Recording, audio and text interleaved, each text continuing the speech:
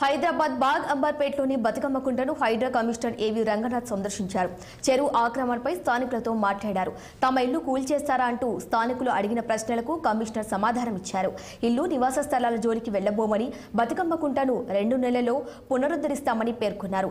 ఎవరు ఆందోళన చెందాల్సిన అవసరం లేదన్న ఏవి రంగనాథ్, బతుకమ్మ కుంట అభివృద్ధి చేయడానికి మాత్రమే వచ్చామన్నారు. ఇప్పటి వరకు ఉన్న ఏ ఒక్క నిర్మాణాన్ని కూడా కూల్చామని హామీ ఇచ్చారు హైడ్రా కమిషనర్. కుంట దగ్గరికి రావడం జరిగింది.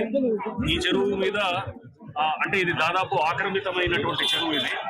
ఈ చెరువు గతంలో ఇక్కడ అంతా కూడా ఈ ప్రాంతంలో వర్షపు నీరు అంతా వచ్చి ఇక్కడ బతుకమ్మ కుంటకు వచ్చి ఈ ప్రాంతంలో ఇదంతా ఒక పెద్ద చెరువుగా ఉండింది. అది క్రమేణా చాలా మంది అంటే ఇక్కడ ఇల్లు కట్టుకోవటము ఇదంతా ఉన్నది.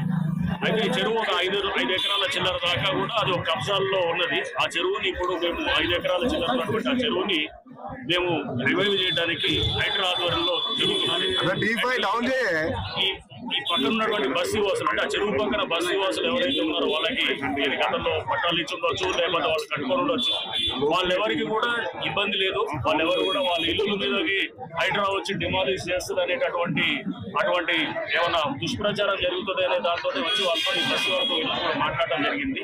మాట్లాడి ఇల్లుని ఎక్కడ కూడా హైడ్రా టచ్ చేయదు. అండ్ ఈ పక్కన ఉన్నటువంటి ఇల్లులు కానీ వాళ్ళ ఏవైతే కనుక వాళ్ళ నివాసాలు ఉన్నాయో దాన్ని ఎక్కడ టచ్ చేయకుండా ఖాళీగా ఉన్నటువంటి 5 ఎకరాల ప్రాంతాన్ని దాన్ని మొత్తం కూడా చెత్తతోటి మొత్తం డెబ్రీతోటి పూర్తిగా డంప్ చేసి ఉన్నటువంటి ఆ ప్రాంతాన్ని దాన్ని మొత్తం ఆ డెబ్రీని అంతా తీసి ఆ చెరువుని మళ్ళా దాని పూర్వవైభవం తీసుకురావడానికి హైడ్రా కృషి చేస్తుంది.